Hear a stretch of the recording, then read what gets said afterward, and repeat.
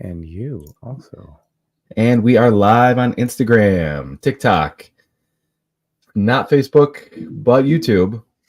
And we've got a great show planned for you guys tonight. We got not only one guest, but like two guests, kind of. You'll see. You got to just stay tuned.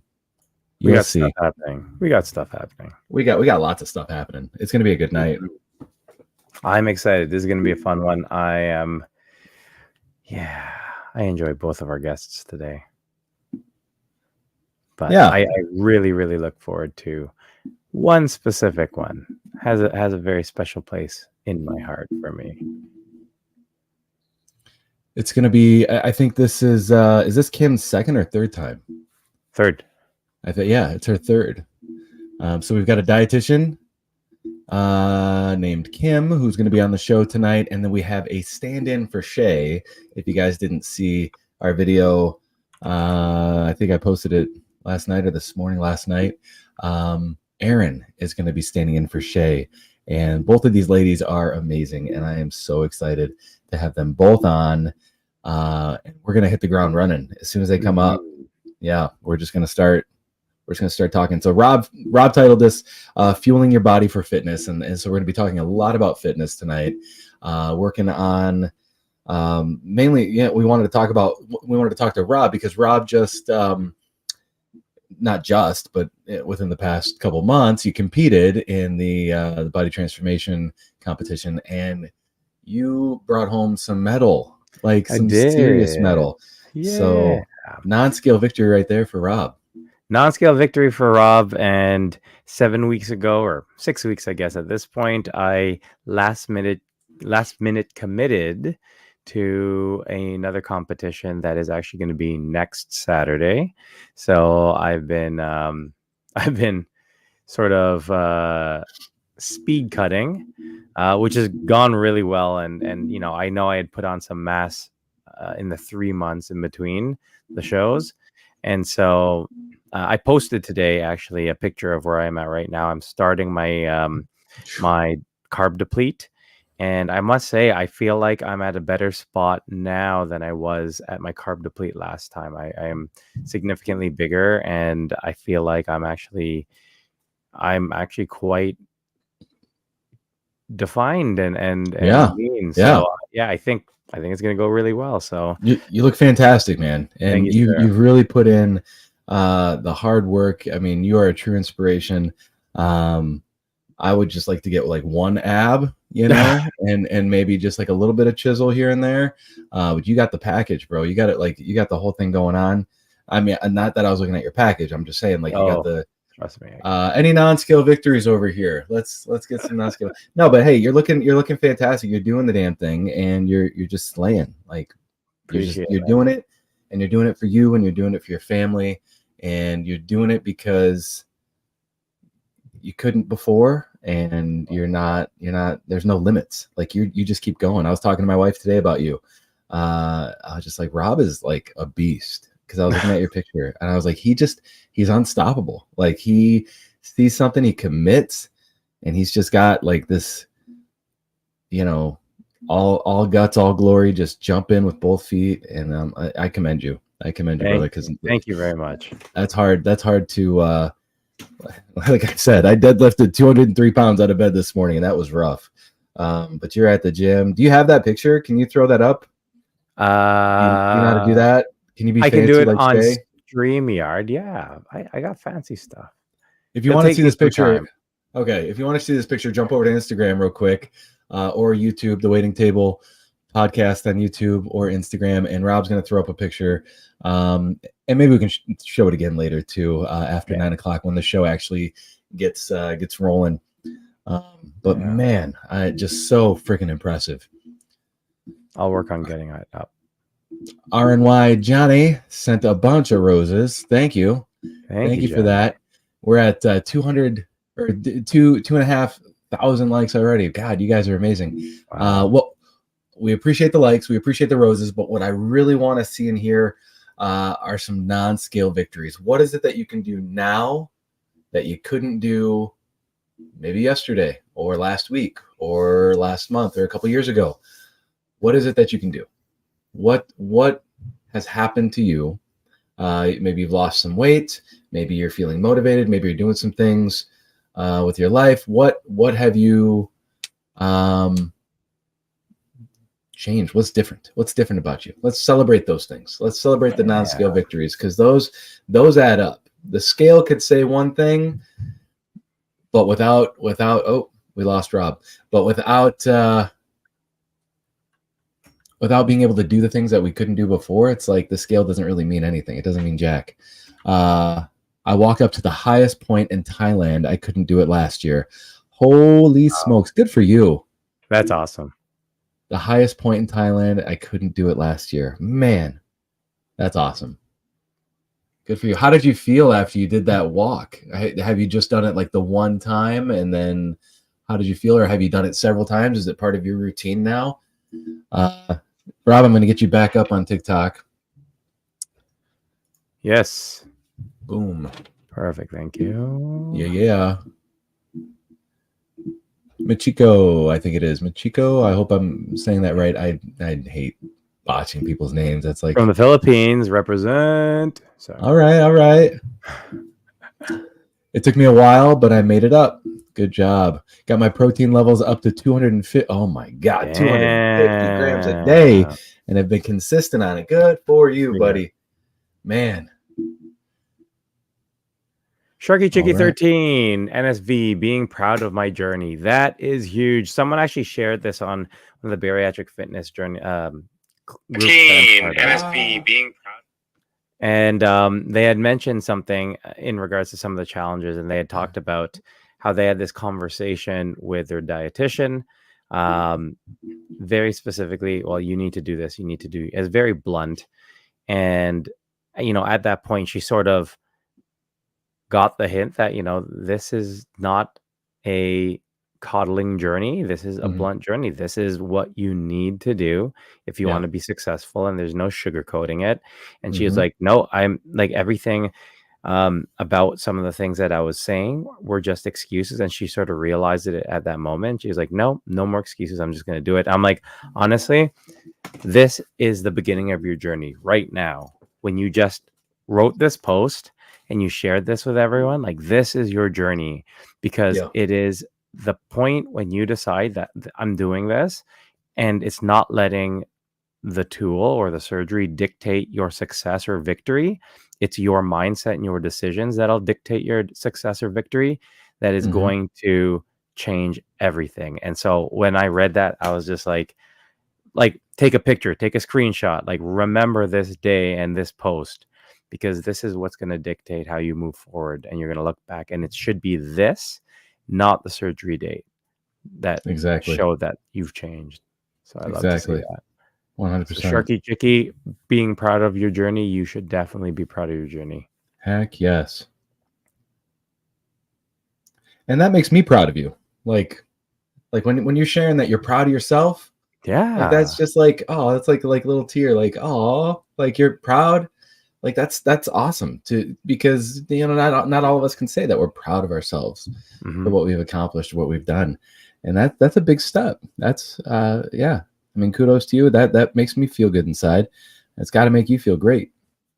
Yeah, I love that. I love hearing. I think that's one of the things I enjoy the most, hearing people, share that they're proud of themselves and of what they've done and achieved on this journey. Like, that's amazing. Because how long do we spend not proud of ourselves? Right? Exactly. So, having that switch up every once in a while is pretty damn awesome to see. So I'm super happy to see that, Sharky Chicky. Fit Dad for life, man. To be honest, I've had a tough time lately, but I'm back to dropping some weight. Hey, man, we all go through the setbacks. Like, we all do, and we're gonna regain, and we're gonna have challenges. And I always say, like, life doesn't give a shit that we are on this journey, that we're doing awesome and things are going well. But what matters is the fact that you said you're back to dropping some weight and you're back to getting on things. And that's really what matters at the end of the day, right? Because, we ride that high of everything is going amazing and, my journey is going awesome, but you have to be able to ride that wave, right? No. When things aren't going awesome, Are you just throwing in the towel, or you keep swinging? You got to keep swinging. You still got to get up, even when things are rough. 100%. And that's what we're here for. If you have a hard time with that, reach out to me, reach out to Rob, reach out to Shay, Aaron, Kim, anybody in these chats, RNY Johnny, AJ, Mr. Big himself, and these people are so encouraging and so supportive. That's what this community is all about. Justin is in Disney World. So we're just gonna ignore him. I'm just kidding. Boston. RNY Johnny said that he ran his first mile the other day. Even though he does walk 6 miles a day, he ran a mile. That's awesome. You couldn't have done that without walking those 6 miles, though. You got to condition yourself. You got to, and good for you, man. That's awesome. Lee, my knees have been hurting lately. Stair climber is a killer. It definitely is a killer. Good for the glutes. I enjoy them, but they definitely are a killer.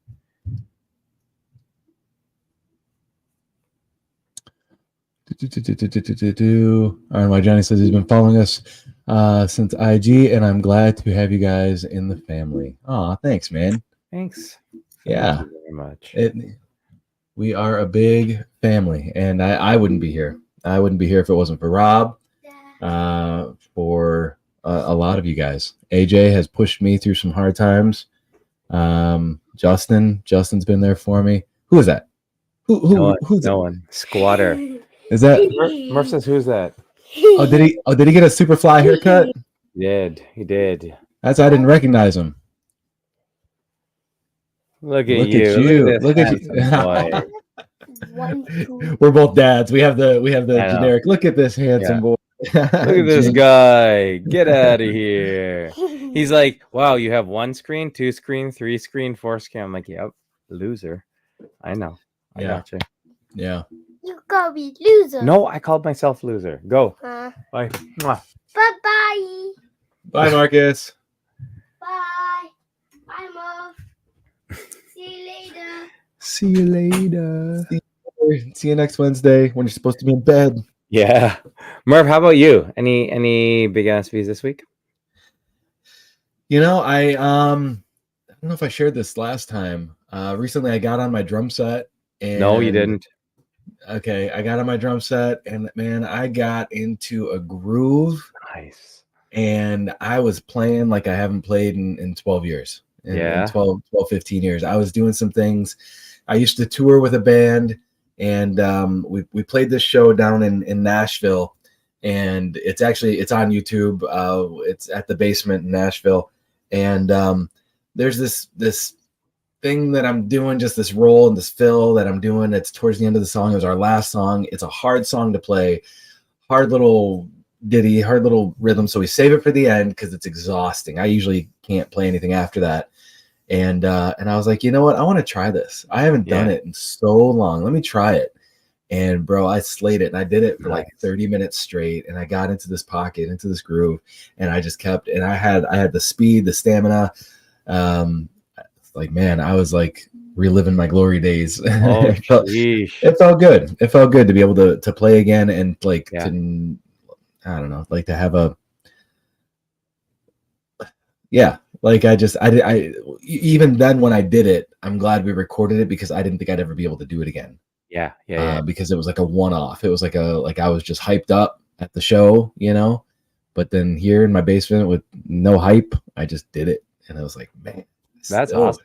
And you never forget that stuff, right? Like you never. I still remember all the drum and bass parts to all our songs we wrote when we were in high school. Yeah.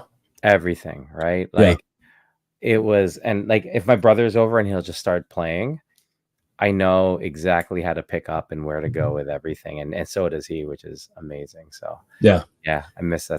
That muscle memory kicks in. I can still play my high school cadences from marching band. Awesome. Because I was like a first chair or whatever, so I wrote a lot of them, and so I could still go down there and do all the cadences and stuff like that. But to play this song the way that I played it, God, I think I was 2000, maybe 2012. So, like 12 years ago. Yeah. And I still did it. It's like, man, I got it. I still got it. It's like, That's ooh, that felt good. It felt good.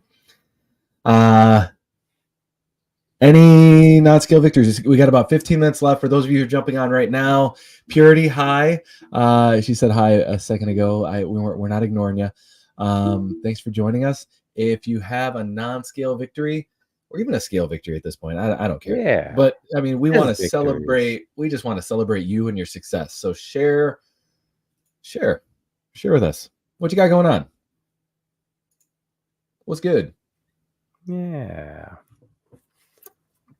And while y'all are doing that, we've got special guest Kim, who is a bariatric dietitian. She's got a bunch of letters after her name, and she's going to tell us what all those are in a little bit.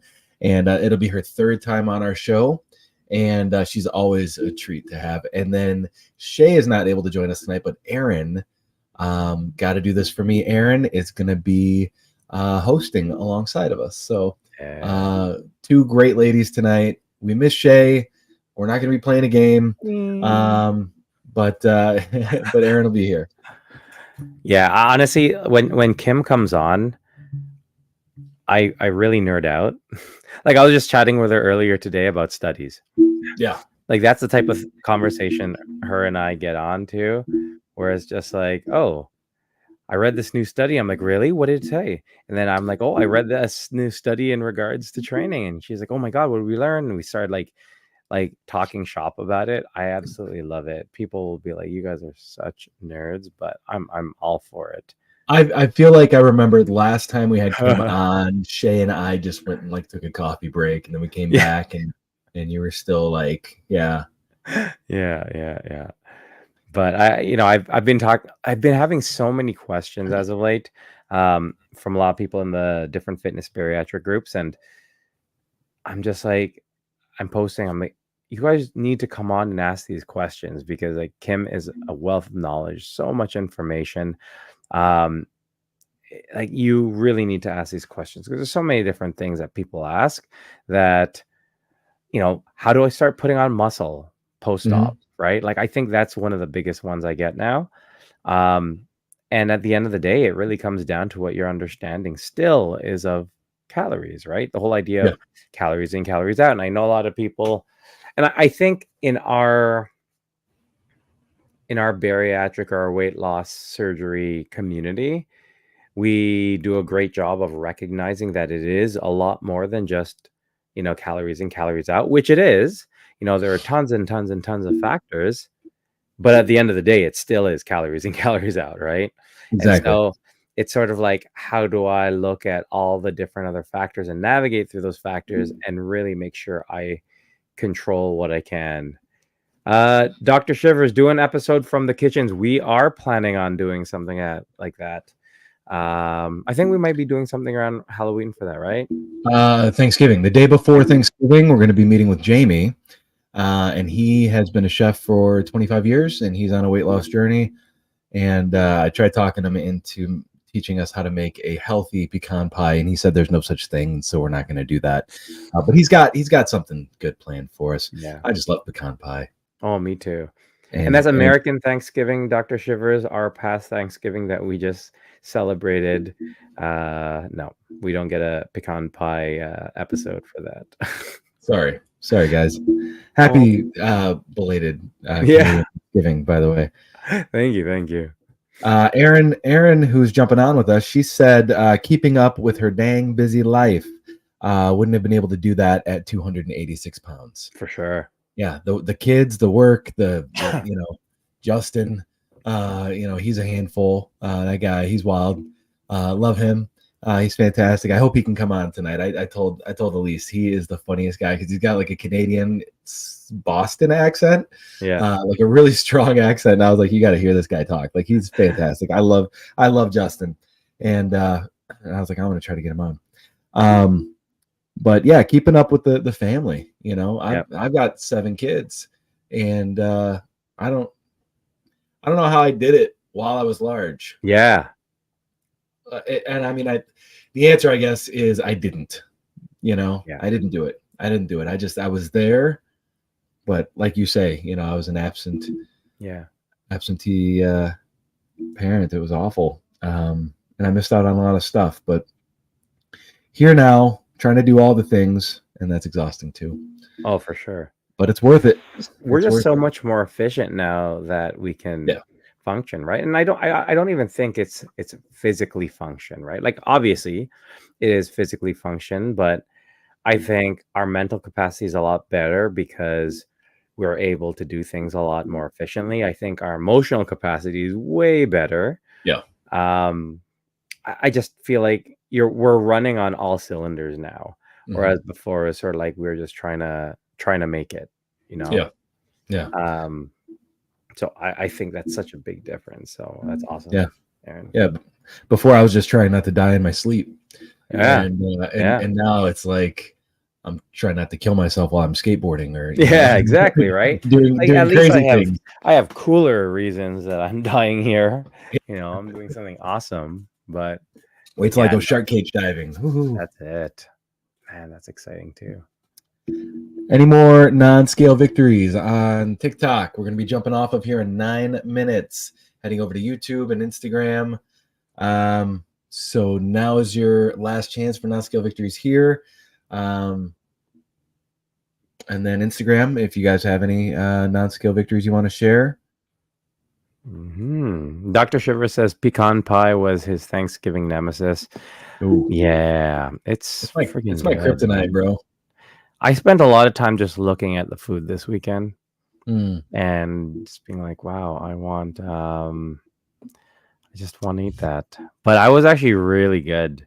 I organized my day to have most of my carbs in that middle section of the day where you eat because we had Thanksgiving lunch. Yeah. And then the second lunch and then the third lunch. So I was like, okay, how do I fit everything in there? And it's just like protein to like bookend everything. So I was able to. Did I go over? Yeah, for sure. But it wasn't nearly as bad as it could be. My brother was like, "Are you measuring?" I'm like, "Yeah, I am." But I'm still going over. I'm all right. I'm okay with that. Like I'm aware I'm there to have fun, enjoy, and be around everyone. And realistically, if it wasn't a week from the competition or a week and a half from the competition, I probably would have enjoyed a lot more. Like generally on Thanksgiving, I'm just like, let's go for it. Let's just do it. But not this time. I had to. Purity says she is now a size 18. When she started, she was a size 26. Oh, good for you. Wow. That's incredible. And Purity, you are kind of a baby at this, right? I mean, you just had bariatric surgery recently within the last 6 months, I believe. So that's really impressive. And way to go. No, that's awesome. Congratulations. Sharky Chicky 13 says she is in. She would also like to go shark cage diving. Is that what it's called? Shark cage diving. Is shark that what cage it's diving called? with you? She Rob is shark. Is it what it's called? That's how I told you I'm an old guy. Yeah. Is it shark petting? Yeah. What is this? Is it a shark getting in the water in the safety of the metal box? Snorkeling. Yeah. Yeah. Shark cage diving. You get in the cage. Yeah. That's off of Guadalupe Island is where I want to go. That's where the big great whites are. Holy shit! No. Someday. I'll catch the live. Okay. Yeah. I'll be in the boat. You'll throw me in the boat. I'll throw food. Cage. I'll throw food into the water. You'll chum the water. I'll chum the water. Thanks, bro. Bro. Shit. Sharky Chicky says no cage for her. No cage. I would love to be that good. Like, it's been done and people have done it, but I mean, it takes years of practice and experience. Yeah. I would love to do the no cage thing. You can down like in the Bahamas, you can swim with like smaller sharks and feed them. No cage. And I would love to do that too. No. Purity is a little over 2 months post-op. Wow, awesome. Yeah. Good for you. And look at you. You're killing it. From a 26 to an 18. That's 8 sizes. Good for you. Yeah. Heck yeah. Way to go. Dr. Shivers is requesting an episode not only from the kitchen, but also one from the gym with tips to maximize time under tension with me. Why don't we just go to the gym together, Dr. Shivers? You're not far. Like, I'll go in. We'll get a because I have to go see you anyways. So I'll go in, then we will go to the gym, and then we'll do a live. Oh, And then the kitchen. And then the kitchen. and then the after that. kitchen afterwards for post workout. Because you got to post, Yeah, 100%. Yeah. I am down. That sounds like a great one. Yeah, why not? Why not? Netta, how are you? I'm glad to see you here. I'll never forget going live with Dr. Chivers. I think he just jumped on briefly. It was like a long time ago, like when we were starting out, we were just bringing people up, and it was just Instagram, and he was like on his treadmill.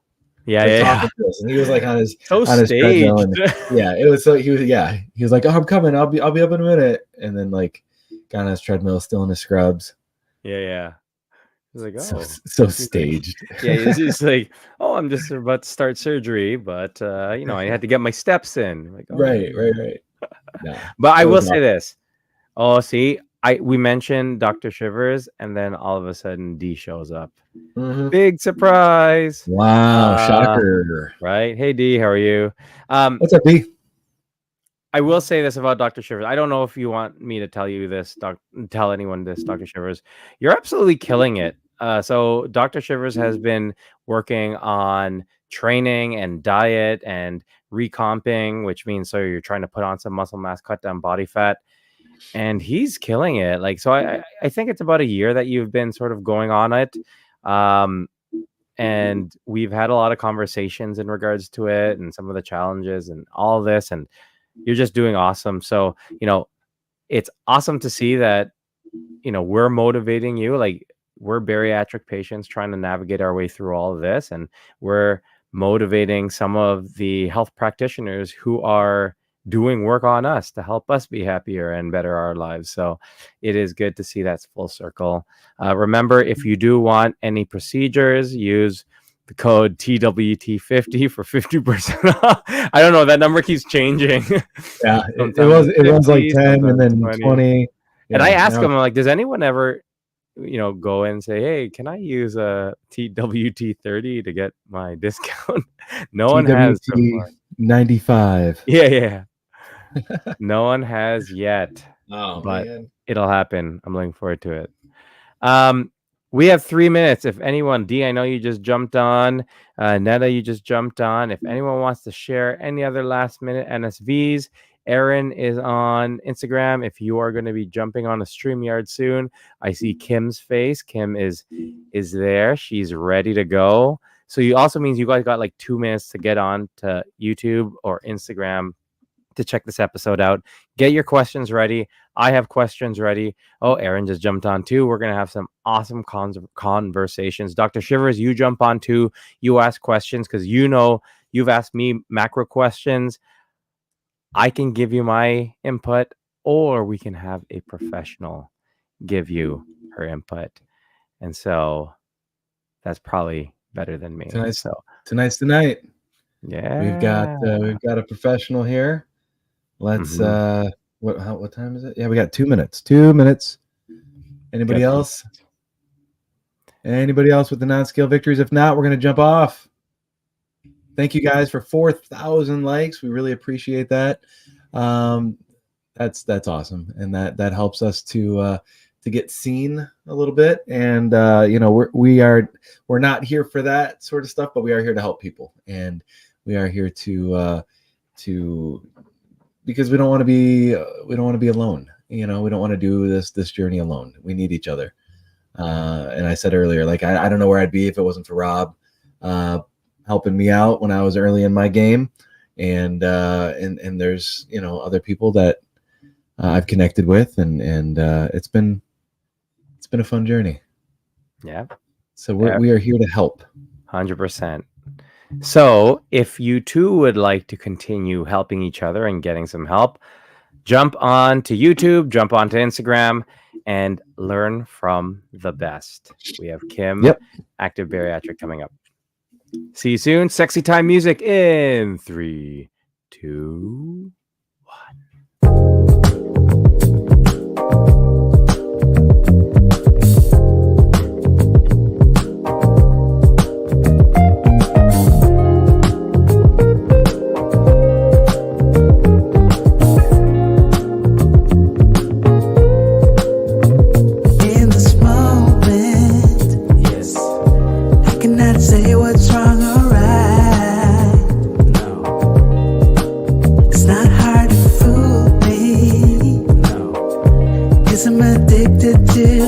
good life. Yeah, lead the way. I follow. No need to say where we are heading now, babe. I follow to the edge of it all. To the edge of it all. So tell your good night, 'cause I'll find a better one. Yeah, susceptible now before the moment flies. Ooh, so tell your good night, 'cause I'll find a better one. Ooh, susceptible now before the moment flies. It's not a problem, no, 'cause I know what I'm getting into. Yes. Yeah, and nothing can stop me. No, 'cause I'm addicted to what you and I realize. Lead the way. I follow. No need to say where we are heading now, babe. I follow to the edge of it all. So tell your good night, 'cause I'll find a better one. Yeah, susceptible now before the moment flies. Before it flies. So tell your good night, 'cause I'll find a better one. Susceptible now before the moment flies. Yeah, yeah.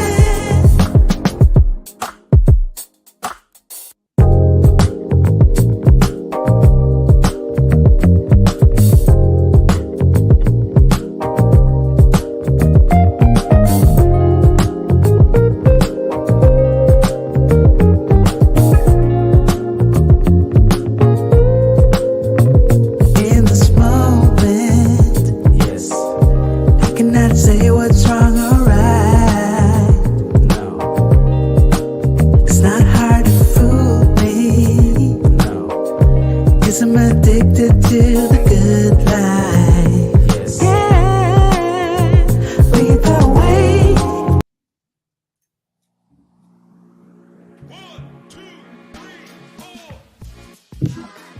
What's up, guys? I'm Rob, and I got them thighs.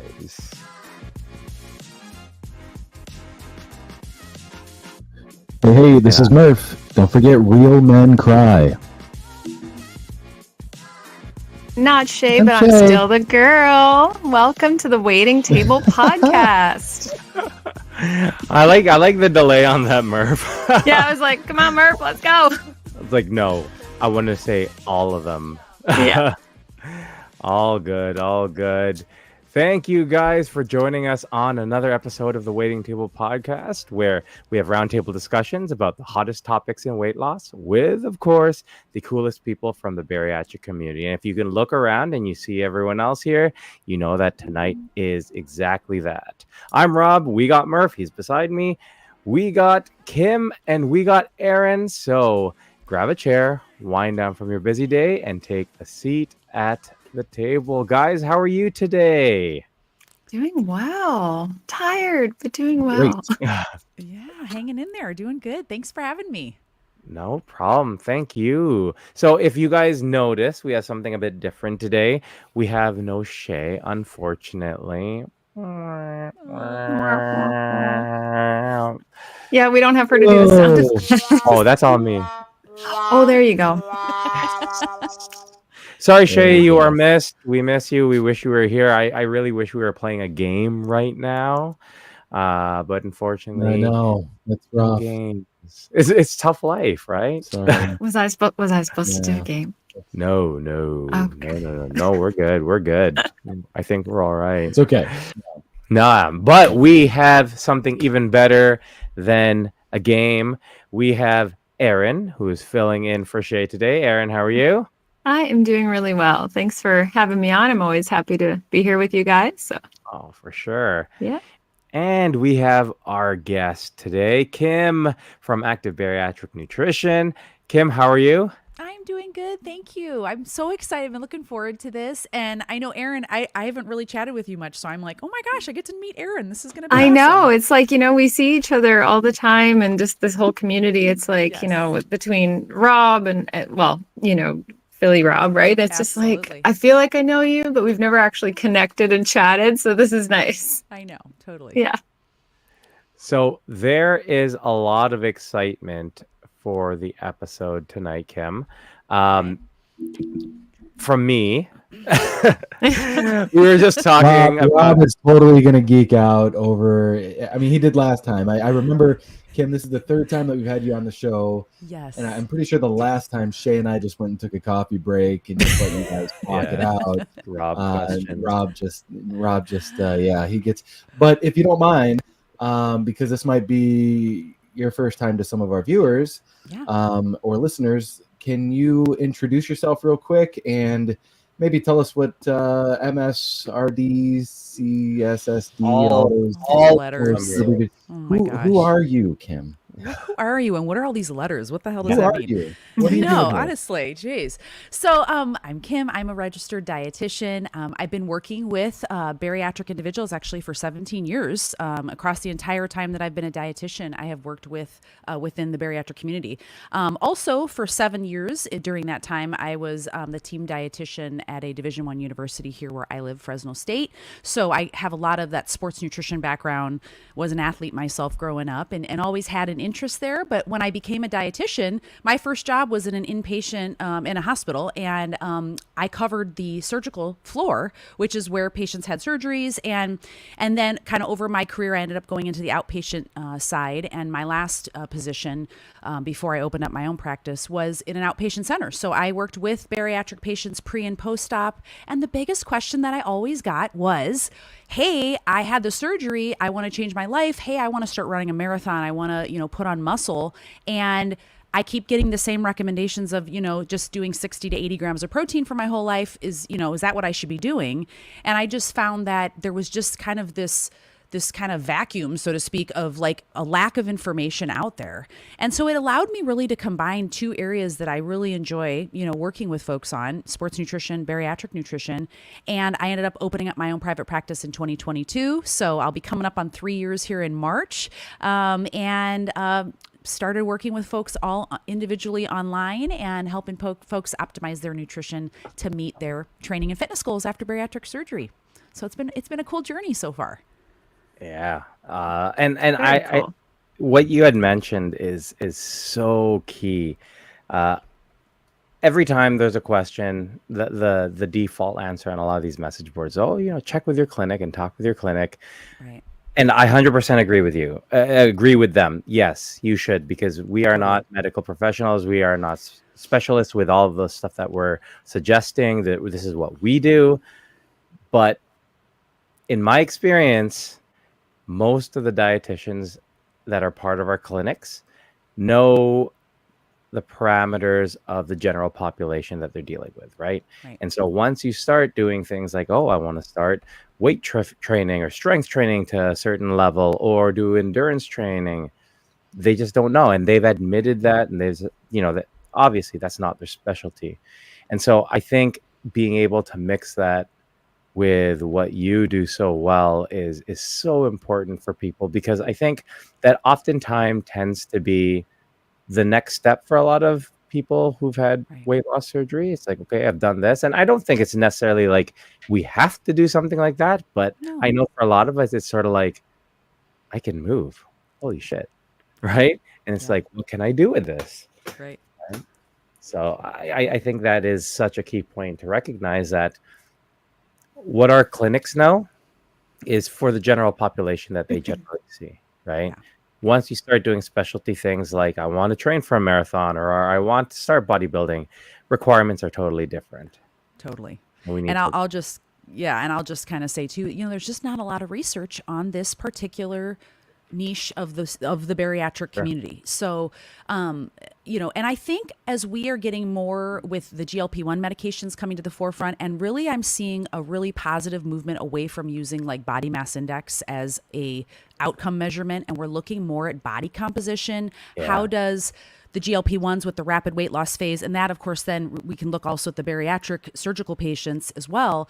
How does that impact metabolism? What are our needs to prevent muscle loss, when we're losing weight and we're in a caloric deficit? And I feel like I'm hoping that we're going to get more research for our community as well as to what are needs for, someone that wants to maintain or increase muscle when they're in a caloric deficit and they're losing weight, cardio, like endurance athletes. What do we need for those folks as well? So I'm hoping we're starting an era now where some research will spread more into this area specifically. Yeah, I agree. And that would be amazing. Sorry. Yeah. So do you have a textbook, kind of program that you would follow, that you would go through with patients that have had bariatric surgery or the GLP-1 and say, year 1, year 2, year 3, something we say is that every body is different. Right. How do you, is there like a structure to it? Is there, a baseline that you should be following, or once you decide you want to do a marathon, throw the book out the window, or how, you know what I mean? What does that look like? Yeah, I know. That's where it gets kind of tricky is, okay, we have the surgery. We go through that first, year and a half of, the rapid weight loss. Your diet is increasing kind of generally over time from when you just had the surgery to, more that you can tolerate as you go. And I would say there's definitely no textbook in terms of, everyone would go through the same thing, because once we get to that point where you, for example, start moving your body more and you are going, maybe you're lifting more, or now I want to start running more, your needs are going to change and they are going to move away from the bariatric nutrition guidelines that you've had right after the surgery, right? The kind of the 60 to 80 grams, 8 to 1,200 calories. And what I see is we get to that point where folks go, hey, this isn't helping. I don't feel good. I'm not seeing results, or I can't do what I want to do. Now what? And that's where it becomes very individualized. And we don't have a ton of set guidelines for registered dietitians in this area as to like, hey, these are the amount of grams per kilogram. What I do, to tell you the truth, is I see where someone's at. I always meet them where they're at first, because yes, there are calculations and there are guidelines that I can use that are based in the sports nutrition field, but you have to find where someone is and say, okay, let's start here. We might be aiming for this amount of protein, which is, we know will be better for you down the road or to help you with more muscle, but we need to increase that gradually, because everyone's so different after surgery in terms of what they can tolerate, how much, and that increase or decrease is going to be really individualized. I feel like the clinics that we are all with at any given point, whether it's a private clinic or through a hospital, they're really just geared to like what we call the honeymoon phase, which can be even up to year 2 post-op, right? Totally. And then it's kind of like you're all on your own. You're discharged from the program, and this is life now. Like we kind of talk about about Murph. Yeah. We talk about how the bariatric I'm so proud life. of you. Me too. How the bariatric life sort of blends into just real life after that. And there's really not a lot of help. And as you say, it's so individualized at that point about what your future, your next set of goals are, that, we definitely need that help. And that's where I'm at right now. Like I'm 2.5 years post-op gastric bypass. So I'm kind of like, okay, well, what's next? Right. So what's next? Yeah, no, I totally get that. And I was just going to say too, because when we get to that point, and I agree with you, like I know where my clinic that I worked at, we discharged people at 2 years. And so that is exactly correct. We said, I was discharged 1 year for me. Oh, okay. I didn't even reach 1 year. Yeah. And it's like, it's not like, and I'm not putting down any clinics or anything like that. It's just that, you have a set amount of folks and you're working through patients that are having surgery. And so basically they're like referred back to primary care, but then primary care doesn't really know either about bariatric surgery. And they're really all over the board. Yeah. And that's kind of where I found, especially around that, 2-year mark and beyond. Because, by the way, people are going to go through different cycles even within a year of time in terms of different training cycles and goals. And so one of the things, to get back, Murph, to your original question, I talk a lot about what's called nutrition periodization with my clients. And I say, listen, we're not going to be eating the exact same all year long because your goals are different. Your training sessions are different. What you're doing or what you're working towards is going to change, and that's okay. But your nutrition needs to also match that. So that's why there's so much individualization, because it's going to be really dependent upon what you're doing. And how does that differ from training to just maintaining? Because like, I'm not training for anything. Sure. I'm just trying to stay under 200 pounds. Yeah. You know what I mean? But would you have them on the same type of program? Do you get patients like that as well, or do you work exclusively with like athletes? Yeah, no, I do. I know a lot of folks will say, oh, Kim works with like bariatric athletes. I work with anyone that has movement goals, or they want to change their body composition through, hey, I'm starting to lift. I want to lean out a little bit. What do I do with my nutrition at this point? Because what I got from the clinic isn't working anymore. And so I really have a wide range of folks that I work with. But to answer your question, again, depending upon your duration, your frequency, the intensity level, if you are working out at all, if you're doing walking, if you're just moving your body day to day, your needs may be a little bit less as compared to someone that's, going out and trying to start running, or, you know what I mean? Or they're lifting 4 to 5 times a week with a specific goal of, muscle gaining. So maintaining is a very important thing too, because we want to look at, are you establishing the basic protein intake per day? Are you taking your vitamins? Are you eating on a consistent schedule? All those things still play a role. It's just the magnitude of the nutrition changes will really be dependent upon what you're doing for the movement. I actually find that, this time frame that we're all talking about, that ends up being probably the most confusing time for a lot of people, because if you realistically look at it in a timeline, right? A year ago, I was bombarded by diet culture, and this is what I have to do, this is what I have to do. And then I started my pre-op, and then I was like, okay, now, no, I have to do this. And I had to break that idea that, no, I can't do carb, I can't do that, because at that time, once we have the surgery, it's about caloric intake. It's not about this specifically. It's about making sure you hit your protein, but carbs are not a bad guy. And then this is what we know for a year and a half, and we were sitting at that. Like, I know for me, I was sitting at 800 to 1200 calories. Yep. And then we get to a point where it's like, okay, now I can eat more, and now I have athletic goals. And then now my requirement is I'm learning that, hey, I burn 2,000 calories just with my activity and my regular usage. So I'm going to have to eat a lot more than I'm used to. And it messes with you, because people, it's a matter of how have I prepped my understanding with food and my relationship with food to be able to do that. And I know I've had a conversation with you when you were helping me with a bulk phase. I think I was up to like 3,200 calories, and it's just like, okay, that's what I used to eat, right? It's hard. And then it's, how do I manage that from a weight loss surgery patient point of view, right? Because it's not going to be the same as, all right, you have 4 meals, just split between 4 meals. I cannot take that many calories.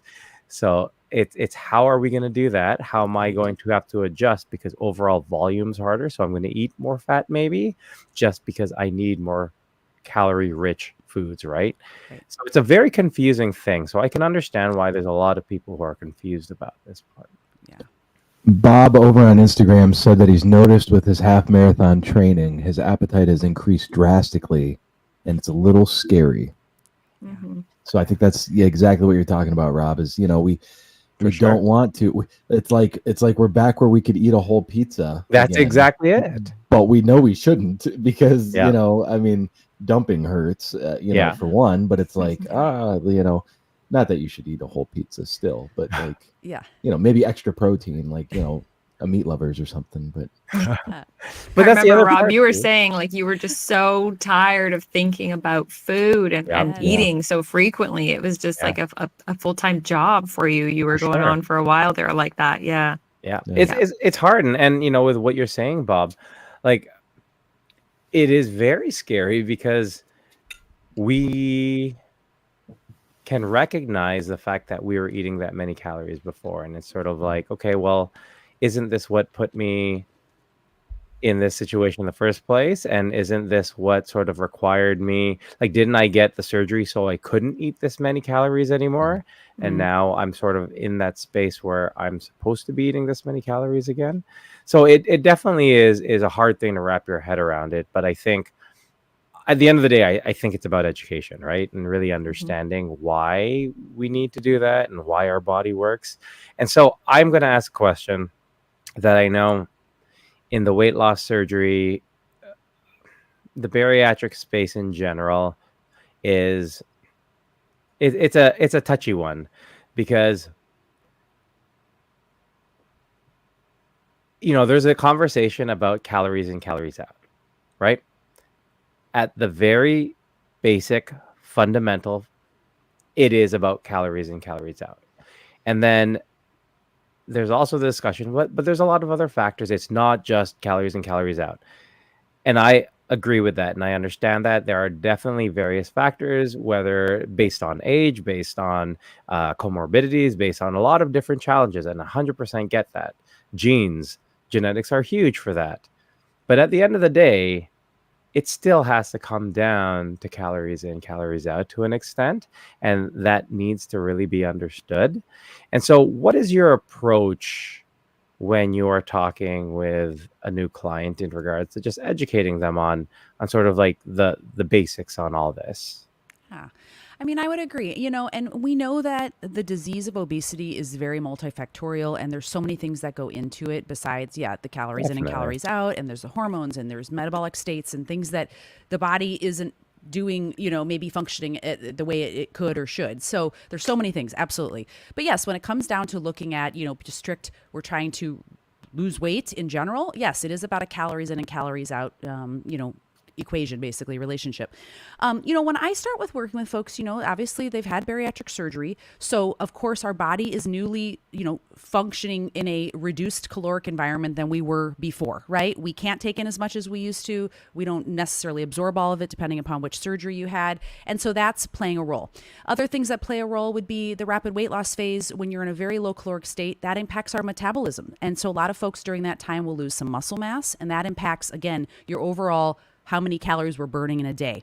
So when I'm working with someone, I just say, listen, we have to, I generally say, let's see if we can look at your current intake, start maybe a little bit of a log. It doesn't have to be forever. It's mainly just to collect some data so we can understand what you're currently taking in on an average day. What does it look like right now? Because someone will come to me and again, and it's hard to generalize because there's so many different goals and things going on. But let's just say someone's like, hey, I'd like to lean out a little bit more, maybe put on some muscle. Okay, let's take a look at what you're doing day to day.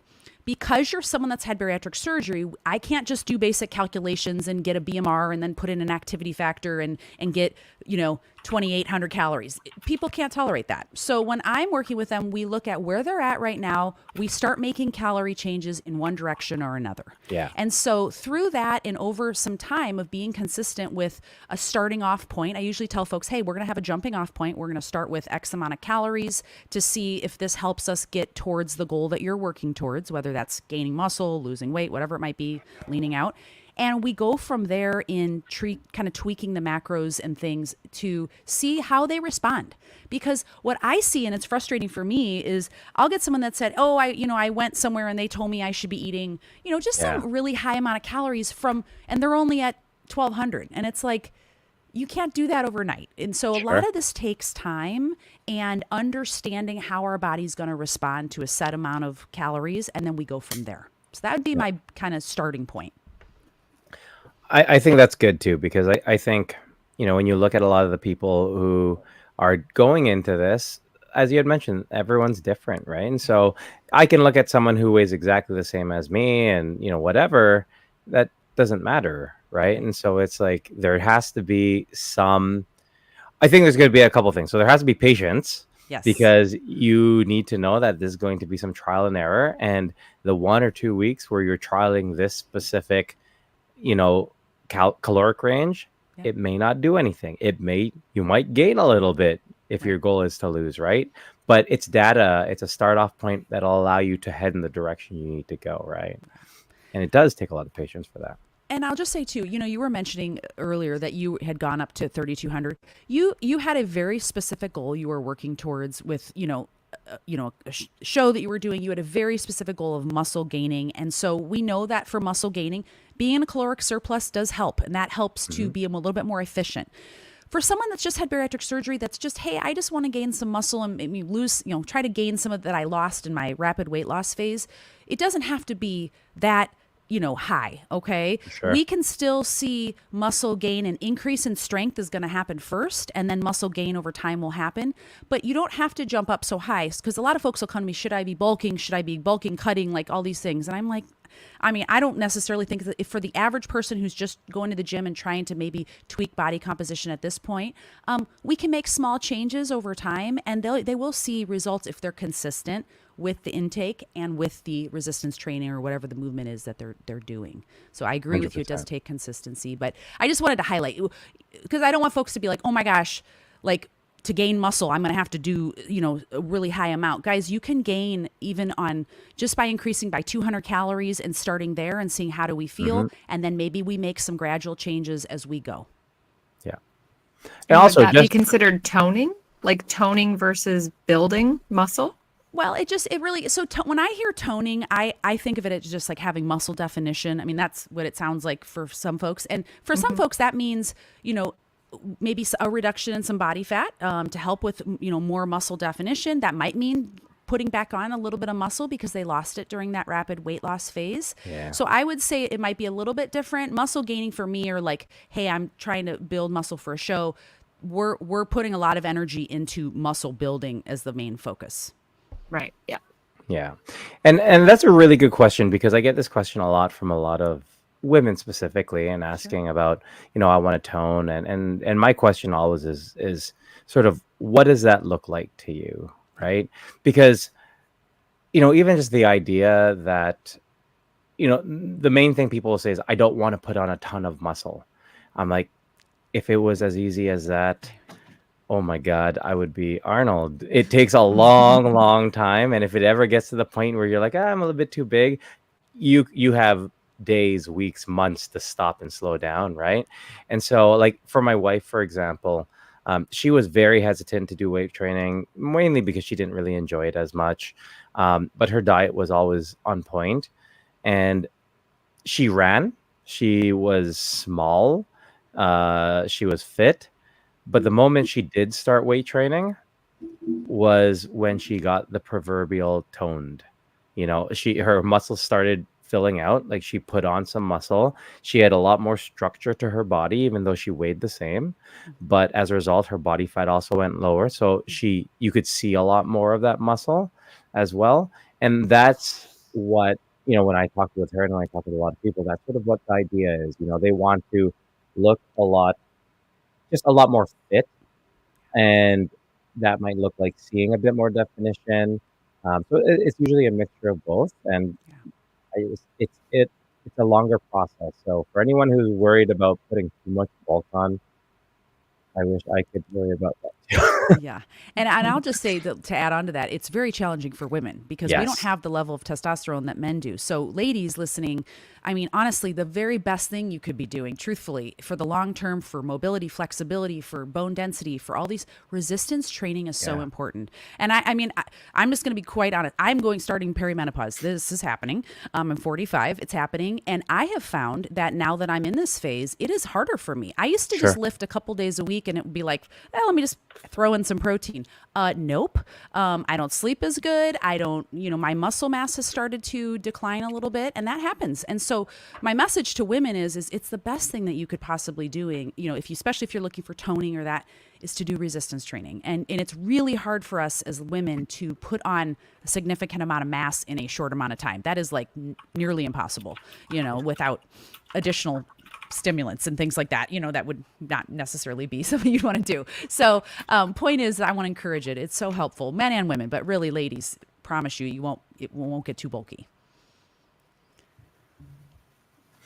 So a couple questions that I've been getting a lot of that I'd love to ask and see what your thoughts are is, if the goal was to start putting on muscle post-op, and do you have some guidelines in regards to caloric or macro guidelines as one, but a question that I'd like you to bring up too is also in regards to a timeline overall, because I've had a discussion with someone recently who is, I think, like 6 months post-op, and I said, I love the fact that you want to get going, you want to start and doing all this, but just think about what your caloric restrictions are right now, right? Because and I tell people this all as a cautionary tale from what I went through, because I was the one who was riding my bike 30 to 50 kilometers every day and doing 100 kilometers on the weekends, and I'm like, yes, I can move, this is great, and then I looked at a picture of me, I'm like, oh my god, I am a skeleton, right? Because I lost all my muscle. And so I tell people, if I could give you any suggestion, it would be to maintain your muscle mass as much as possible now, because it's going to be way harder to get it back after you lose it. And I think we all will, just because that's just the nature of the beast. When you can only eat 800 calories a day, and just with our regular basal metabolic rate, it's going to be higher than that as it is, we're going to be in that position, right? But what are your guidelines if you want to look at someone putting on some muscle? Yeah. So first thing I start with every person is, do we have the bariatric nutrition basics in place? Because we can't layer on more specific guidelines that are more sports nutrition related or muscle building if we don't have the basics. And I don't want to glaze over that, because I think it's so exciting, and I'm super pumped when people are like, I'm just right out of surgery, can I start resistance training? My doctor said I can. I'm like, okay, great. But like you said, we are in a very limited caloric environment in that first year. And so first thing I would just say is, are you meeting your bariatric nutrition basics? Are you eating protein at every meal? I mean, if they're telling you 60 to 80 grams, that's like the very bottom. Like, that's where we're going to start from, and we're going to be building up from there in terms of your protein, especially if you have a muscle gaining goal. But if you're not even doing that first, we can't even go over here until we get that established, right? Are you taking your bariatric vitamins? Are you hydrated? So someone that's going to start running, you're going to be sweating a lot more, or even lifting, you're going to be sweating a lot. Are we hydrated? So eating on a consistent schedule. Like, these are little things that sound, like, who cares? What's so great about that? I promise you, they are the baseline. And if we don't have those things established first, then it's going to be a lot harder to be like, okay, now we're going to add in protein and we're going to have a snack here. And people are like, oh my gosh, that's a big change. So first thing I always say, we got to get the basics done. When we look now as a muscle gaining goal, and to go off of your point, it does matter where you are in your journey. Because if you're really, within the first 6 months post-op or 9 months, I mean, most folks aren't even to 1200 until at least 9 months or beyond, depending upon, and everyone's different. So I don't want people to be like, that's not what they told me. Everyone's different. So whatever your clinic has advised you, great. But point is to really see some muscle. Generally speaking, we do have to start to see a little bit of an increase from those bariatric nutrition basics of the 8 to 1200 and the 60 to 80. So first thing that I always teach folks is overall protein intake in a day is very important for muscle gaining. It's not as important in terms of the timing and those types of things. The most important is are you meeting your overall protein goals in a day? Okay. So that kind of relates or relieves. Some people will be like, oh my gosh, do I have to eat within an hour of my workout? And those are all helpful strategies that I do teach folks. But if we're not even getting in our adequate protein for a muscle gaining phase, we got to start there. Okay. So in general, what I tell folks is usually I'll look at their current intake, and if they have a muscle gaining goal, we might try to increase calories by about 200 calories to start per day. And we might stay there for a few weeks. We're not going to do 200 this week, 200 next week. It's not all about go, up, because sometimes we might find that you're feeling really good and we didn't have to increase a significant amount yet from where you're at, and you're doing great. In terms of protein ranges, so there's different protein ranges out there for muscle building, okay? And because our clientele, our community is in a caloric deficit, which does increase the rates of protein breakdown when we're in a deficit. And the name of the game is we want to synthesize protein, make protein, right? We want to put the blocks in the wall. We want to be basically taking in more protein than we are breaking down. And so when we're in a deficit, it makes it challenging. So the ranges for someone that's in a caloric deficit for protein are a little higher than someone maybe that's not. Okay. So you guys have probably heard the different ranges out there, but for example, a lot of folks will go off of that range of that 1.6 to 2.2 gram per kilogram, which equates to about 0.7 to 1 gram per pound for protein for someone that's wanting to build muscle and is in a caloric deficit. The higher range has been shown to be a little bit more helpful. Now, I will say with a caveat that people can gain some muscle even at a lower amount, even at down to like 1.2 gram per kilogram, which is about, let's call it 0.5 gram per pound. And I know I'm shouting all these numbers. I hope they're not confusing. But for those of you that are kind of curious, that's kind of been where we're looking at for protein. For someone that is really trying to build some muscle, we've got to start in those ranges. And then we just go from there. And I'll lastly just finish with, don't go to the top end of the range first. Start where you are. And we start at the low end of the range. Maybe we start at that 0.5 gram per pound or 0.6, and then we go up from there and we see what you need to see some change. And that has to be paired with, though, you guys, with resistance training. We cannot build muscle. I mean, you can see some research has suggested that just even increasing protein can be helpful, but the resistance training is the stimulus that you really need for muscle building. So I kind of start with that, and then I'll just lastly say after that, and we get that dialed in, then we look at like distribution of protein throughout the day, timing around your workouts, and at the very top, we look at supplements. That's last. So those are the things that I teach my clients. Yeah. And having followed many people on their own journeys, I have found that, and this might be a little controversial, that there are some folks who fuel their body protein-wise and nutrition-wise on shakes and bars and things like that instead of whole foods. Is there a benefit to fueling your body and getting those macros, getting that protein from actual food as opposed to shakes? Does that change the composition?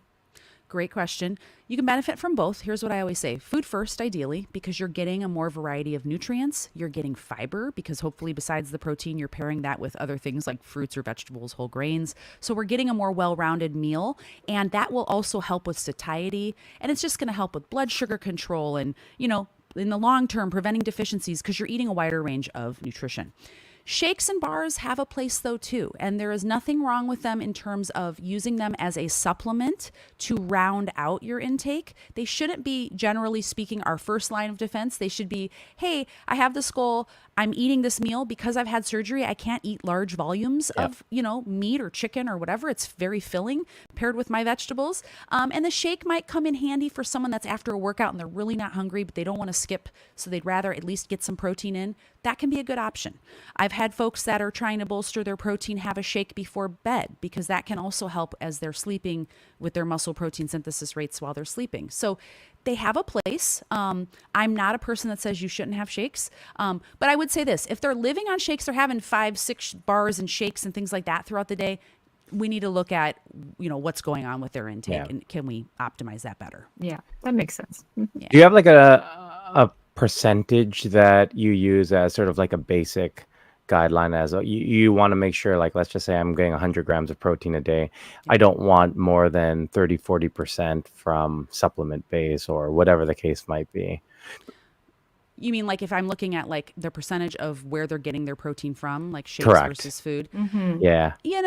I don't have like some set number that I use, no, but I'm looking at the whole picture. I'm looking at a week at a glance, a day at a glance. Does life happen and we're driving somewhere and we've done shakes and bars? The hell we do, shit happens, Definitely. right? I mean, it happens, Yeah. right? I mean, so in a day and a week, it's like, okay, we had a shitty day last week. We had with several bars and shakes. Okay, cool. But if day to day, most of the time they're eating solid foods and they're supplementing in with some shakes or scoop of protein powder here with their oats, and then they have a shake later at night, I'm not going to be like, that's a terrible thing. Hey, we've got certain goals. If that's the best way that it helps you, then that's okay.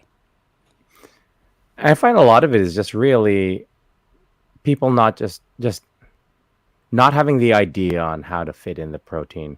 Like the amount of conversations I've had with people, it's like, oh, getting protein so difficult. And they're like, what do you do? And then I will lay out exactly how I break it down. Like, why can't I do this? I'm like, why can't you do this? It's actually really easy, right? It's just a matter of getting those ideas. And I think that's why, you're watching TikTok or Instagram and then you see something and like, oh my God, I can do that. Totally. A lot of it is just finding out what works for you and different ways to sneak that in. Yeah. Right. And I was going to say too, sometimes what I do with clients that are kind of more visually like, hey, I need to see how would I do this. We write out, okay, your goal, let's just use 100 grams, nice and easy. Okay. So for someone that's trying to gain muscle, one of the things that I do teach, and I know we talked about this offline, Rob, so I do want to talk about that research study, but in general, if you are trying to stimulate muscle, we've seen that the 20 grams, I know we're research dorks. That's what I said too. A minimum of 20 grams of protein a meal is the kind of the minimum amount that stimulates muscle protein synthesis, that gets us the amount of leucine that we need to get that process going. So what I'll do with folks is I'll say, okay, here's our 100 grams. How are we going to divide that out into 3 meals? And I ask them, what's your pattern like? Do you like 3 meals and 1 snack, 3 meals and 2 snacks, only 3 meals? And we just write out, okay, we're in that case, we would need 20 to 30 here, 20 to 30 here, 20 to 30 here, 10 and 10. We got 100. Okay. Yeah. And we say, okay, now what foods can we do that fit that? Okay. 3 ounces is 21 grams of protein. So if we look at the palm of our hand, deck of cards, those the old visual aids, right? We're looking at about 3 ounces, and that's 21 grams of protein. Okay. Or 2 eggs is maybe 14 grams. So we just try to visually look at how do we distribute that and making a plan that we can just visually put that in. And it usually is helpful for folks. For sure. Is there a maximum per meal that you would say, okay, your body's no longer benefiting, so you don't need an 80-gram protein breakfast? Wait, Rob, did you prep her with You this? liked that. Okay, No, I didn't. Okay. No, I see it all the time. And I know that, again, it's a little bit controversial and say, here's what we all share a lot of what we eat and things like this on this platform. So it's like, okay, is your body benefiting from your breakfast being 87 grams of protein? I don't know. Yes. So guess what? So this is what Rob and I were talking about. I'm like, Rob, we have to talk about this tonight. Okay. So there was a research study. Up until really recently, until 2023, we've all kind of lived on this understanding, or at least this is what we had thought in terms of hypotheses and research so far, that basically about 20 to 40 grams of protein at a time, and maybe a little bit more, was kind of our ceiling as to how much we can digest and absorb that would contribute to muscle protein synthesis. So I'm specifically talking about muscle protein synthesis, because remember, our body uses amino acids for everything, right? For so many processes, but I'm just specifically talking about muscle protein synthesis. So we've kind of gone off of this amount and thought, that's it. If you eat over that, it's turning into fat, or I don't even know what people think, it's blowing up. I don't know what's going on, right? So what happens? What happens if we ate 41 grams? What happens if we eat 50? What happens? So this research study came out in 2023 by Tromelin and several other researchers, and they compared 0 grams, 25 grams, and 100 grams of dairy protein after a workout, and they looked at the rates of muscle protein synthesis. The main thing they did was, instead of only looking at that over a 4 to 6 hour period after the meal, which is what most research had done previously, they expanded the window and they looked at a 12-hour window. So they looked at the 0, 25, 100. They looked at after that meal for up to 12 hours, what were the muscle protein synthesis rates? Did it matter? Did we still have that kind of the 100 grams? It didn't matter. And what they found was that the 100 grams did yield more protein synthesis. So what that suggested was that we don't know the ceiling that our body can digest and absorb. It just will take longer. So we will digest and absorb all those 100 grams, and we will use those towards muscle protein synthesis. They basically used isotopes where they could see those amino acids being used in the muscle tissue. It's a really cool study. So so for someone that's had bariatric surgery, that doesn't mean obviously that I would say to any one of you saying like, oh, eat 80 grams. Like, no one can do that, right? Most people can't do that. It's still smart to aim, at least that 20 grams. But now we don't have this strict, like, don't go over 40, if you can eat 50 grams, and like in Rob's case, when he was, really trying to put on mass for a particular event, you can have more, and it does yield more muscle protein synthesis. So we don't know what that ceiling is now. And that's exciting because it means now we'll have more research to look at, trying to sort that out. So exciting. That makes Sorry. sense, actually. Gets me excited. Yeah. And Dr. Chivers is actually asking about the digestive enzymes. So like papaya extracts and things like that, I've heard too. Like, does that aid in any of that muscle mass as well? Well, I don't know about that. I would just say, generally speaking, especially for someone that has a Roux-en-Y and we're not going through the full intestinal tract. I mean, even the sleeve, obviously, we are changing, in terms of our digestion of the food that's entering. But I would say, really, I haven't seen research to suggest that it's going to enhance muscle protein synthesis. Will it help with digestion? Yes, they have. Yes, those just in how you're feeling. Yeah, can help. Yeah. And they've suggested even for someone that's had Roux-en-Y, probiotics can be helpful with increasing digestion and absorption of nutrients because those healthy bacteria are helping as well. So I don't know if it related to muscle protein synthesis. I'd have to look that up. I don't know. Yeah. Okay, interesting. Yeah. It's exciting stuff. Oh, I love it. You're very passionate. I know. It. I get so excited. I was like, Rob, we have to talk about this tonight. And I'm So like, I'm so yes, glad I we brought do. that up then. I know. That's not something I ever thought of before. I mean, I just in my mind, I tried to get about 120 to 150 grams of protein a day. You're good. And then but I know I have like breakfast. I have my shake, my Premier Protein shake. It's 30, and then Perfect. I know like when I'm gonna have my egg, probably 2 hours later because I drink water in between. And so like I've got a good routine, but I never thought to myself, let's push it to 40 or 45, or like, can I get in more protein? And like I know my limit is my stomach, and so Exactly. I can only do one egg. Because I've tried doing 2 eggs and I can't do 2 eggs because I dress them up usually like in a tortilla or like I make it with beans or something like that. And a suit. Yeah, no, I dress it up with a bow tie and everything. Yeah. Semi-formal today. But honestly, I never thought like to eat more, Yeah. and I don't know if that would benefit me or not because I feel like I've not gained a whole lot of muscle. I feel like I'm slipping. I'm backsliding a little bit. I'm not working right now. I'm a stay-at-home dad, sort of, kind of. So like I used to get 20,000. Well, I mean, there's a lot going on. You got a lot going on. Family dynamics, and so my place is just here right now at home. Elise and I we rotate every 2 or 3 years, and so I'm not getting the steps in that I usually get, and but I'm still eating all the protein. Yeah. And I'm kind of working out once in a while, but it's like, I'm just so confused about what to do because like last weigh in I was at like 203, and it's like I know I want to get at like 185. Like that's where I was like feeling really, really good and comfortable, but like I haven't changed anything other than not walking 15 to 20,000 steps a day. Yeah. So it's but to think like maybe I could cut back on my protein, or I don't know. I don't know what to do. So this is intriguing. Well, and can I it's make making one me point? think.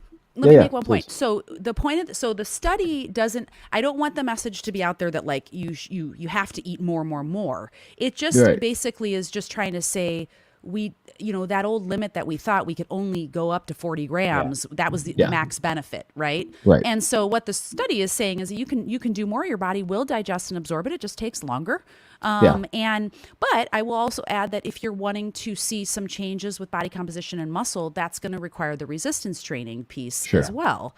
Those things together, that optimizing protein, calories, the distribution, the timing, and those other things together is what will help you to see the results, and being consistent with those things. Yeah. I totally understand that, and I get what you're saying.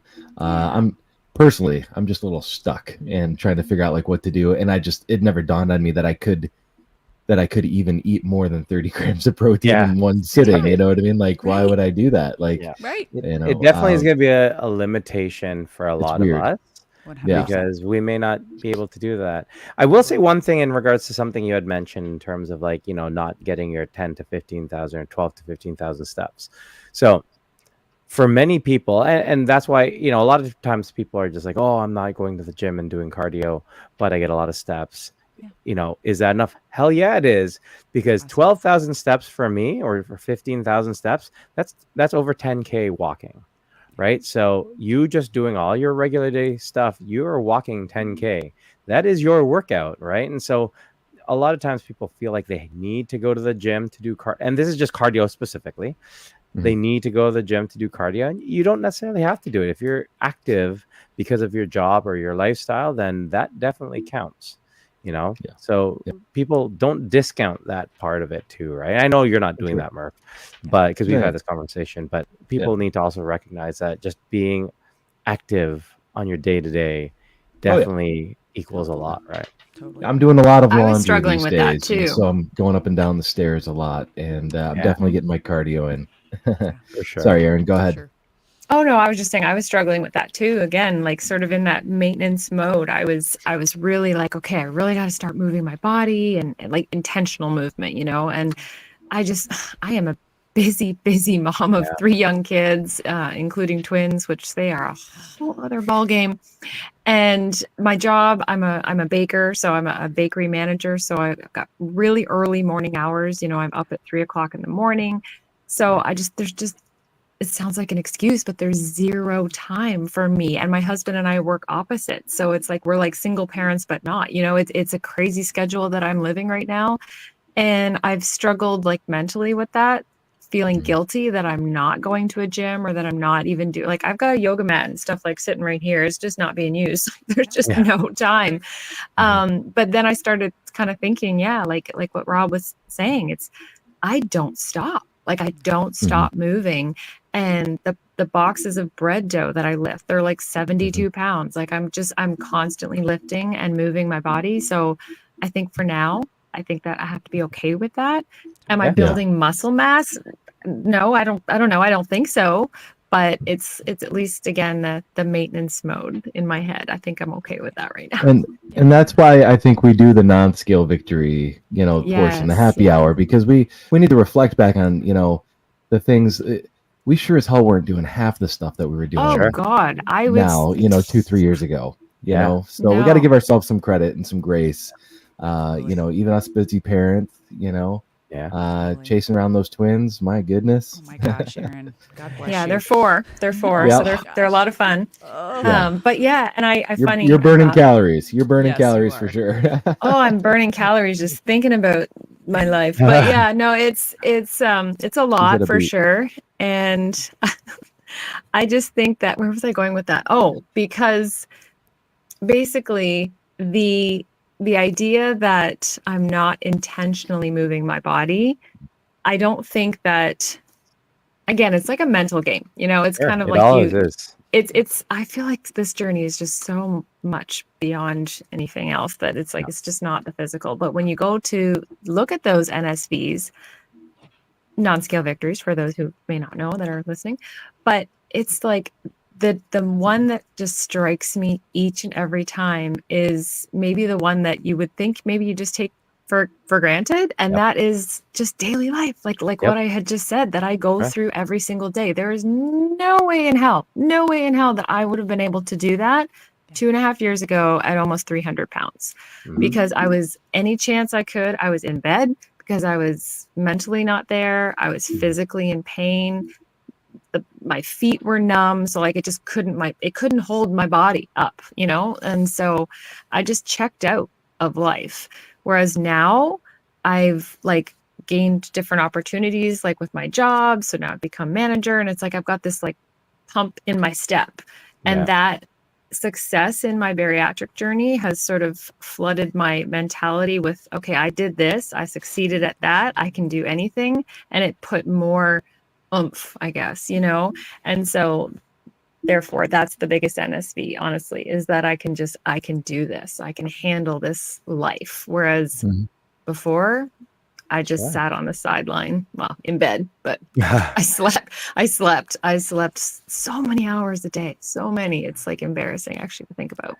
I think it's also good to recognize though that like our priorities are, we have a very limited bandwidth, right? Each person. And so it's like, I have X amount of time, X amount of effort, X amount of patience, X amount of all these different resources that aren't just money. And it's like I have priorities that I need to be able to put those things towards. But, just like Kim was talking about in regards to food, it's not always going to be like that, right? Our kids are going to grow up like we even talk about it all the time. This summer was like a big awakening for us with our kids, because when we go to our trailer, we're like, get out. And it's like they spend the whole day out with friends, and we're just like, oh, what are we going to do now? And we have time for ourselves again, right? And so that definitely, I think it's important for people in our bariatric community to understand that, because early on, your priority is doing certain things. It's making sure you get those key things.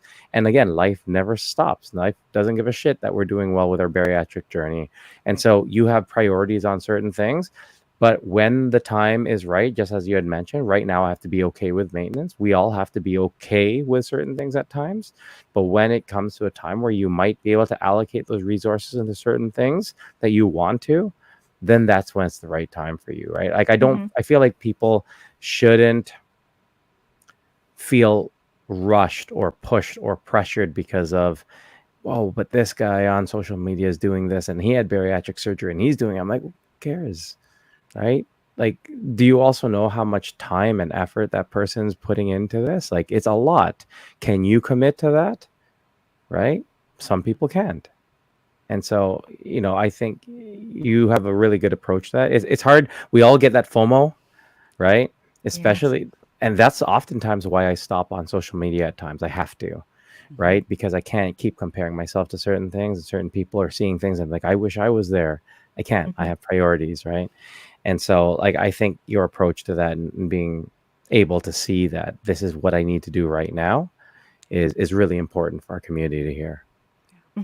Definitely, because comparison is the thief of joy. We all need to know that, because we are all constantly looking at each other's journey. It doesn't matter if you are the same stats, like the same start weight, the same height, the same point in your journey post-op. Like, it's restriction. There's one thing on my platform that I will just get out there every day, is that restriction looks different for everybody. So those nutrition goals and those fitness goals and all those things, it's really, you can't compare, because it makes you miserable when you start really kind of trying to say, well, gosh, she's lost this much weight, or she's gained this much muscle, or so it's tough.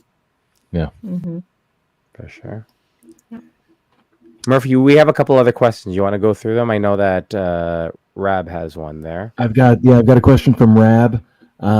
He said, I snack daily on protein bars and snacks. Why is this not a good thing?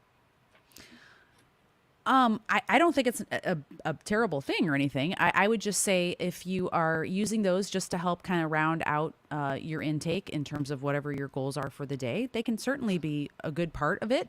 If you're having, 3, 4, 5 bars and they're becoming a meal, you know what I mean? Or you're having protein bars and now you don't want to eat a meal because you're full from the bars. I see that too sometimes, is kind of, we overdo it. And then when it's time to have, like, a meal, we're either too full, or, we're kind of just not, into it right now. And that can be a problem. So we want to make sure that, like we were saying earlier, and like Aaron and I were talking about, it's not that they can't play a role. They should just kind of be ideally a secondary to, having balanced meals, and then you throw them in there. Nothing wrong with that. They're called supplements. Yeah. To supplement. That's right. Right. Dr. Shivers. It's not a meal replacement. Like the protein bars that we get, it's not necessarily a meal replacement. It's a supplement. And that's something that I've had to tell myself, even because like when I started, I would just have my protein coffee in the morning and then drink water and then like not eat until lunch, like, 1, 2 o'clock, and thinking like that was my breakfast. Cause I'm not really a breakfast. I don't like to wake up and eat. I want to sip on my coffee and just take it easy. And the past year or so, like, I'll have my coffee and then I'll wait maybe 20, 30 minutes. And I'm in there making eggs, and like, now I'm going to have breakfast too, and, cause you need more. I find that I need more. I don't make it to 1 o'clock. I'm grumpy. I'm lethargic. I need more. And I'm expecting a supplement to do for me what a meal is really Right. supposed to do for me. Yeah. Right. Yeah. I just find when folks kind of you know rely on in the beginning, maybe it's okay when we're really kind of more restricted in terms of what we can take in. But as we move farther out, and like someone mentioned earlier, Bob, I think it was, that said he's running and he's more hungry. Yeah. A bar and a shake by themselves, it's not enough. And so I end up seeing folks do kind of that similar pattern, like a shake or a bar for breakfast or whatever. And then now by afternoon, they are starving. And then it's really hard to manage, intake and our cravings and things like that when we've eaten 160 calories for the day and it's 2 p.m. You know what I mean? And you've already worked out. That's not adequate. And so what I try to, challenge folks to, or, kind of say, hey, let's curiously look at this. What if we ate a little bit more solid at breakfast and lunch and see how that made you feel in terms of energy level and your, just cravings later on in the day or the evening after dinner. How does that make you feel, and see if that changes that up a little bit. So sometimes just trying something new and trying eggs and things like that can kind of change things for us. Yeah, like I think the satiety part is a huge one, because like if I were to say I'm going to have 120 grams of chicken breast, or I'm going to have a protein shake, what's going to keep me full for longer to get me to that next meal, it's going to be that chicken, right? And then I can throw in a quarter cup of rice for the same carbs that I'm getting in that bar. And now that bar for me has been an actual meal. And so that'll hold me over for a lot longer, right? So yeah, like I love bars. I love shakes. I use them a lot. I'll oftentimes use protein powder in meals, right? Mixing to just increase or boost some of the protein in some of those meals. I think that's a great thing too. But you're right. Like I think it's not just about that macro count. It's about how it's going to make you feel, how your body's going to utilize it, how you're going to feel. All those things are considerations, right? And if you think about it, guys, too, especially for those of you that work out in the morning, if you're only just having that, shake or bar or whatever, you're really not optimally helping your body recover either. Yeah. So ideally, especially if you're going to work out in the morning, we want to make sure we're getting a well-rounded meal out there. It's going to help you either, whether it's pre-workout or post-workout or both. That's going to really help you then when you go to work out the next day, because you're going to get those nutrients into your body so you have a better workout, and then we're putting that back in to restore what we just used, right? So utilizing carbohydrate stores, muscle breakdown. We want to put that protein and carbs back in with a better, well-rounded meal. Yep. Tony, I like to have yogurt or fruit after my protein coffee. Perfect, right? Like that's something that's great to do. We have other questions. I know Dr. Shivers asked, who's everyone's favorite YouTube nutritionist training channel? I could go on and on about that. Kim, do you have anyone specifically that you like to also listen to, watch, gain extra information from? Well, so I'm just speaking dietitian wise. I love Megan Moore. She's my bariatric dietitian. She's on Instagram. And Kristen, I love Kristen, bariatric meal prep.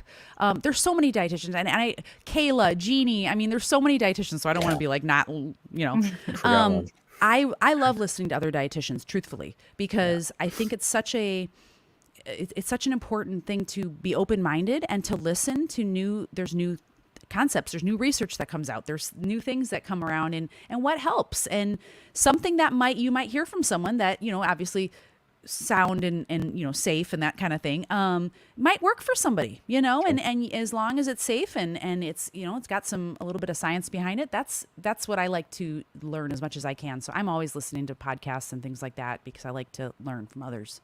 Yeah. Awesome. And I will say from my point of view, if you do listen to, like I listen to Renaissance Periodization a lot in regards to training and diet, just keep in mind, and if you're working with a trainer, like let's say you're doing a show, be very, very clear that they know that you are a bariatric patient, because their guidelines will not coincide with your requirements and your abilities. Wow, that's a big dog's head. Cute dog. So yeah, that's just something to consider. Like I know my previous coach did not have experience with bariatric patients, and I was okay with that because I felt like I had a good handle on what I could and couldn't do. But always keep that in mind when you are listening to podcasts or getting information, that it's not from the scope of a bariatric patient in mind. Right. It is already 10:04. There's lots of questions still that I know I want to ask. I feel like we have lots of questions to go around. Aaron, Murph, do you have any other last minute ones you want to throw in there? I'll save mine for a next show. Yeah, well, I think we'll have to have Kim on a fourth time, for sure. And yeah, lots of great questions, lots of great comments too. Tony, real quick, he said his problem is snacking on trail mix at night. I don't know if that's so much a problem, all things in moderation, but trail mix is not a bad snack. But in moderation, maybe just get a cup of it. I like snacking on peanut butter at night. It calms me down. I like a spoonful of peanut butter and just, chill on the couch. Not a bad thing. Not a great thing, but not a bad thing. In moderation, right? That's built into my program. I'll always make sure I'll have that.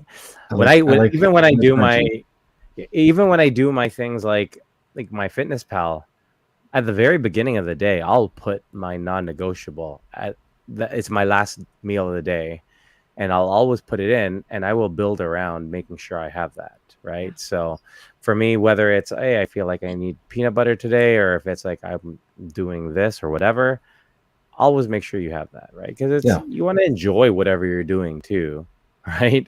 Agree. There's no point. We did all this to be happy, and what, we're going to be not happy and back to looking at everyone else enjoy food? No, that's not fun. Yeah. I made a BLT today, and I put real mayonnaise on it this morning for breakfast. Stop, cat! Oh my God, the animals are going crazy. My new leather chair is killing it. And I put real mayonnaise on it, and I said to myself out loud, because I was the only one in the kitchen, I was like, you know what? I'm going to put real mayonnaise on this because my ass didn't get fat from mayonnaise. It was the other stuff, but like, it's okay. I'm going to have some mayonnaise. Like, you got to enjoy your food too, once in a while. Totally agree. For me, I love pasta. I love rice. Like, I'm a carb girl. So I was like, there are people that don't touch it, or they'll only have like a protein pasta, like a chickpea pasta or something like that. For me, texture wise, doesn't do it for me. So I will have regular pasta. Like, for example, tonight I have regular penne.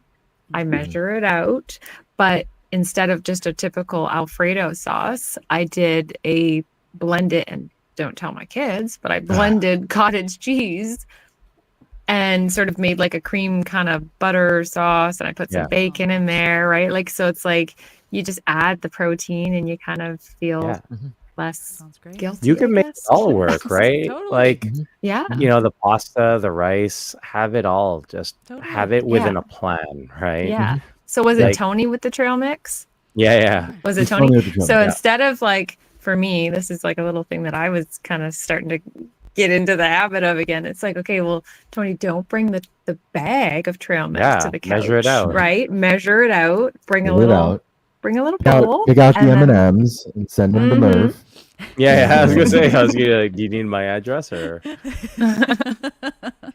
Yeah, like for me, when I was like almost 300 pounds, man alive, I could polish off three big bags of chips, no problem. Like I couldn't decide on what flavor, so I'd buy them all and I'd bring them all to the coffee table, and then a movie or two later, they're all done. Like, it was terrible. Whereas now it's like, I'll still have chips or popcorn. It just, now I just measure out a bowl. Oh, for sure. Makes sense. Yeah. Two real quick questions / comments. Rob, real quick, what's your go-to protein source? That's solid.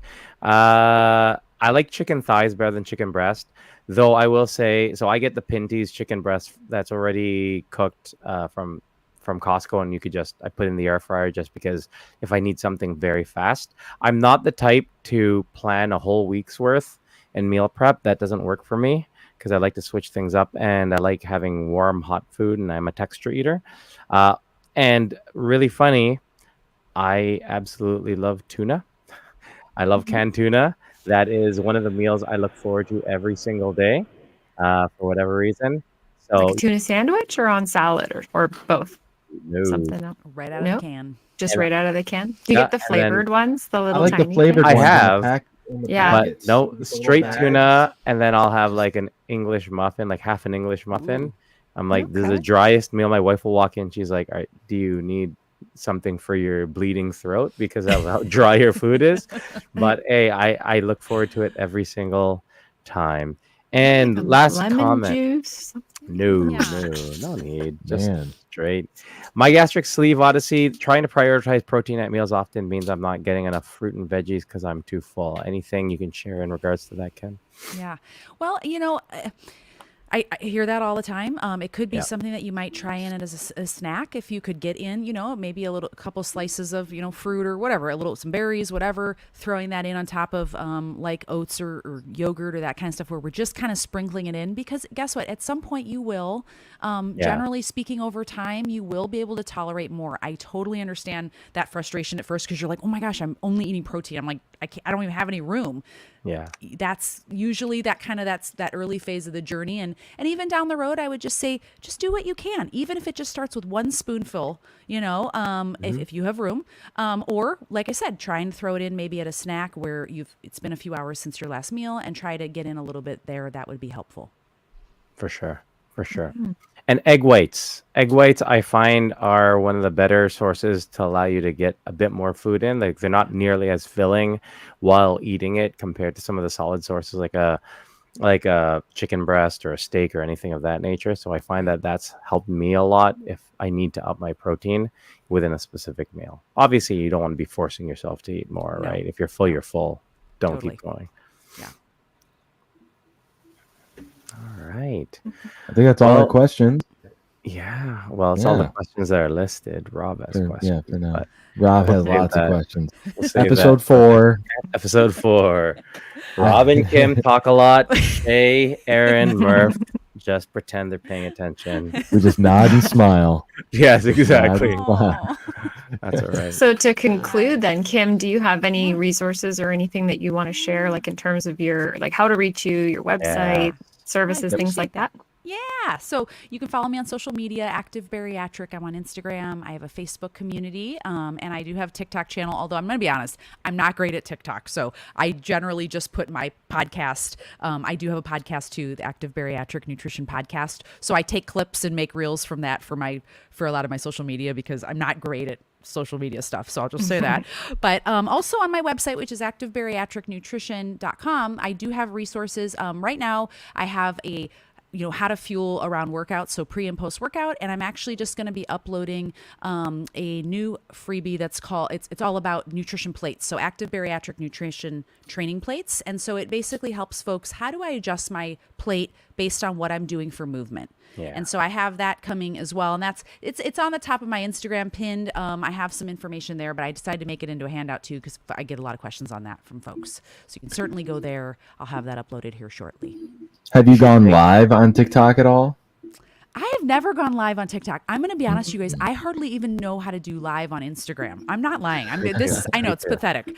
I'm not a tech person. I'm always like, oh my gosh, what am I doing? Do I hit? I think enter? you would do fantastic on TikTok Live. Okay. You Yeah. can answer so many questions. You're just so Yeah. thorough, and we could use you. We could Okay. really use you on the live. Yeah.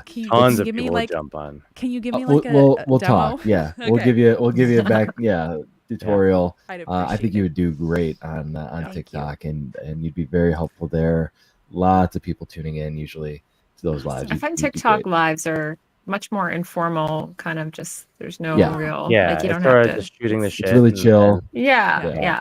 Okay. I'll give it a Also, shot. Kim, I'll give it a shot. I think you should come up with actual physical adjustable plates that Yeah. have compartments that actually move and shift based on the different goals. Love it. Holy What the heck? We're doing it. trademark. Let's do it. Oh. Honestly, I would buy that. DM. Like it would be awesome. Yeah. I know, because what's great about plates, really quick, for those that aren't into like tracking and things like that, a lot of folks don't want to track calories and Yeah. be that specific, and that's okay. You don't have to do that. You don't have to log every day to be successful. It's more about understanding the concepts of like, hey, I'm doing a little bit more cardio. I'm doing a lot longer workout today. I'm going to need a little bit more carbohydrate. I might need a little bit more overall protein, and we can make those adjustments, just eyeballing. So Yeah. that's what these plates are mainly to be kind of a visual aid to show folks, hey, just make these small adjustments and that'll help better fuel you for the workouts. Nice. Well, this was an amazing episode, just like I expected it to be. Very, very knowledgeable. Thank you, Kim, so much. Aaron, thank you for jumping in. You were an even better Shea than the real Shea. Anytime. Clip that and make sure that we put that up there. So Well, We need like another Photoshop thing of my because I was I gonna love do that. it That when was perfect.